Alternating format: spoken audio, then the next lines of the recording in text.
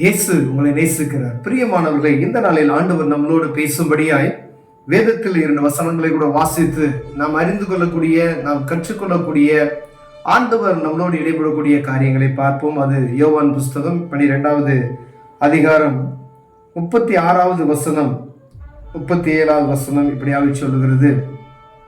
ஒளி உங்களோடு இருக்கையில் நீங்கள் ஒளியின் பிள்ளைகளாகும்படி ஒளியின் இடத்தில் விசுவாசமாய் இருங்கள் என்றார். இவைகளை இயேசு சொல்லி அவர்களை விட்டு மறைந்தார். அவர் இத்தனை அற்புதங்களையும் அவர்களுக்கு முன்பாக செய்திருந்தும் அவர்கள் அவரை விசுவாசிக்கவில்லை. ஆகையால் அவர்கள் விசுவாசிக்க மாட்டாமல் போனார்கள்.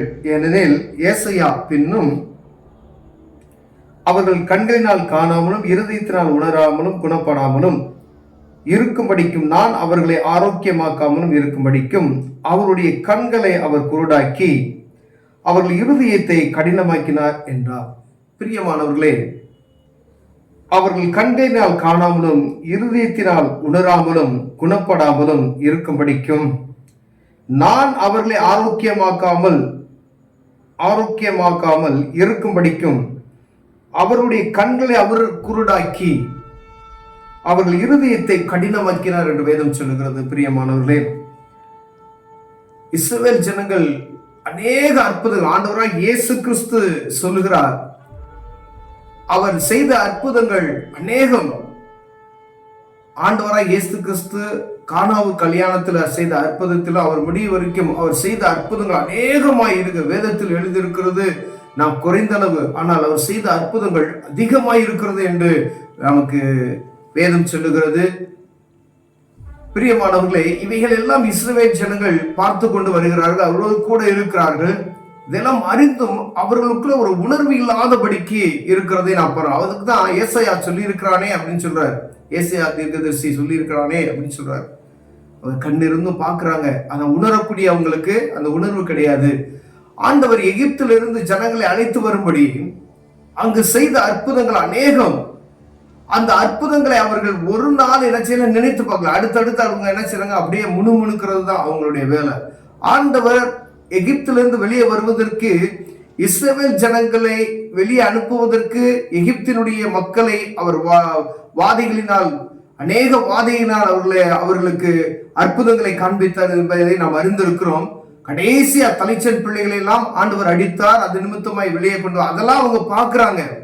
அதெல்லாம் பார்த்தும் அவங்க என்ன செய்யறாங்க, அது உணர்வு இல்லாதபடி இருக்கிறார்கள். இன்னும் அற்புதங்கள் எகிப்திலிருந்து வெளியே வராங்க. வழியில வரும்போது வனாந்தரத்துல வழி நடத்தி வந்த பாதைகள், செங்கடலின் வழியை அவங்க அடி நடத்தி வந்த பாதைகள், மன்னாவை அவர்கள் உணவாக உட்கொண்ட அந்த காரியங்களாம், கண்மலையிலிருந்து தண்ணீர் வருகிறது, அநேக எரிகோவை கடக்கிற ஒவ்வொன்றும் அற்புதமாய் அவர்கள் நடத்தி வந்த பாதையை அவர்கள் அறிந்திருந்தும் அது உணர்வற்று போன ஒரு சூழ்நிலை காணப்படுகிறதை ஆண்டவர் சொல்லுகிறார். ஏசாயா சொல்ற, உங்க கண்ணு இருந்து அவங்க இதெல்லாம் பார்க்கிறாங்க, உணர்வு இல்லை. ஏன் அப்படின்னா, எகிப்தினுடைய ராஜா இருதயத்தை கடினப்படுத்தியது போல இவர்களையும் கடினமாக்கிறதாக சொல்லப்படுகிறது. அப்ப ஆண்டவருடைய அற்புதங்களை பார்க்கிறார்கள், ஆனால் அவரை அறிந்து கொள்வதற்கு, அந்த ஒளியின் இடத்தில் சேர்வதற்கு அவர்களுக்கு விருப்பம் இல்லை. ஏன்னா இந்த உலக மயக்கம் நம்மளை அடிமைப்படுத்த வைத்திருக்கிறது. பிரியமானவர்களே, ஒளி உங்களோடு இருக்கையில் நீங்கள் ஒளியின் பிள்ளைகளாகும்படி ஒளியின் இடத்தில் விசுவாசமாய் இருங்கள் என்றார். இவைகளை இயேசு சொல்லி அவர்களை விட்டு மறைந்து போனார் என்று வேதம் சொல்லுகிறது. இயேசு கிறிஸ்து என்ற ஒளி, இந்த உலகத்தின் ஒளி அவர்தான். அந்த ஒளி உங்களோடு இருக்கையில் அவரோடு இருங்க அப்படின்னு சொல்றாரு. ஆனா அதை அவங்க விசுவாசிக்கவில்லை. அவரை விசுவாசிக்கிறது தான் நீங்க அவரு நம்ம ஆண்டவரை வெளிப்படுத்துகிறது ஒரு காரியம். அந்த விசுவாசத்தை நமக்குள் பார்க்க முடியல.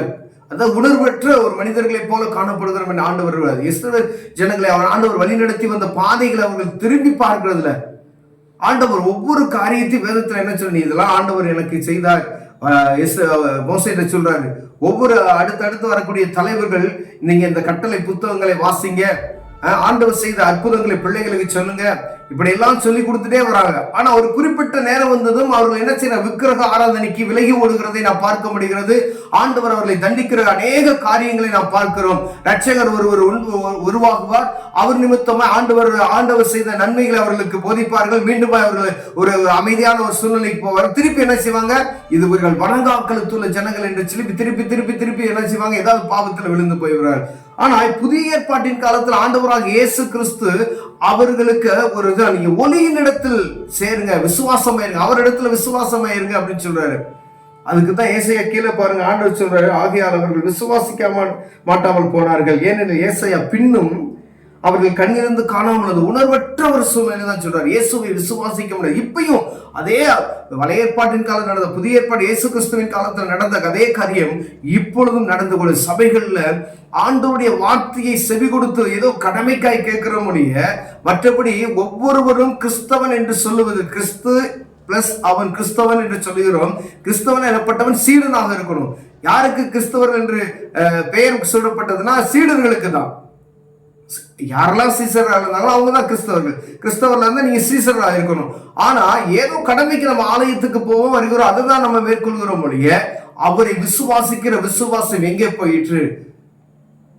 அப்ப நம்ம விசுவாசம் எப்படி இருக்கணுமா, ஒளியின் பிள்ளைகள் அப்படின்ற விசுவாசம். அவர் ஒளி, அந்த ஒளியை நம்ம விசுவாசித்தா நாம் ஒளியின் பிள்ளைகளாய் மாற முடியாது.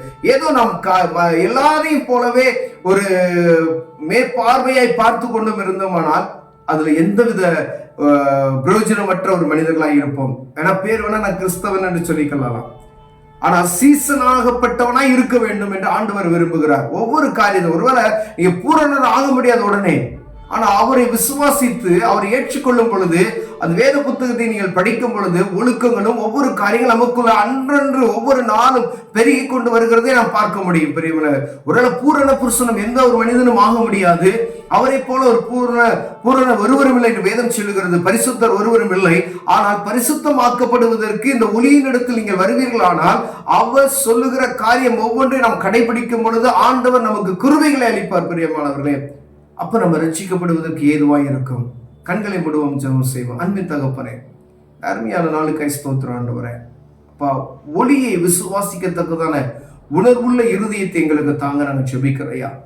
ஆண்டவர் செய்த அற்புதங்களை நாங்கள் பார்க்கிறோம், எங்க கண்ணிருந்து அதை உணராதபடிக்கு எங்க இருதயம் உணர்வற்று போனதா இருக்கிறது ஐயா. வேதத்தை நாங்கள் வாசிக்கிறோம் ஆண்டவரை, உணர்வற்று போய் இருக்கிற ஐயா. கர்த்தர் எங்கள் கண்களை திறந்தருளுவீராக. இயேசுவின் நாமத்தில் பிதாவே, ஆமென்.